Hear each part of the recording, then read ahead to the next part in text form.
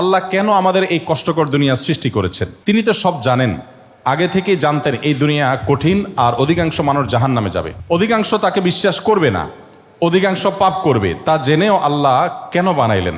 অনেকে চিন্তার স্বাধীনতার কথা বলেন যে আল্লাহ স্বাধীনতা দিয়ে পাঠাইছেন, তাই পাপ করলে দোষ মানুষেরই। কিন্তু আল্লাহ তো এটাও জানতেন যে স্বাধীন হলেও অধিকাংশ মানুষ পাপই করবে। তাহলে কি বলা যায় আল্লাহ জাহান্নামে যাওয়ার জন্যই আমাদের বানাইছেন? এটা কি জুলুম না? ভাই আহমদ মুসা, এই প্রশ্নটি আপনার মতো আরো হয়তো অনেকের। আমরা এই প্রশ্নের উত্তরে অনেক দীর্ঘ আলোচনা করতে পারলে ভালো হতো, কিন্তু আমাদের হাতে সে সময় নেই। সংক্ষিপ্তভাবে বলার চেষ্টা করি। প্রথমত, আল্লাহ সংক্রান্ত যত প্রশ্ন আছে আমাদের, এই বেশিরভাগ প্রশ্নের গোড়ায় একটা বড় ধরনের গলদ আছে। সে গলদটা হলো, আমরা আল্লাহকে আমাদের মতো ধরে নিয়ে প্রশ্ন করি।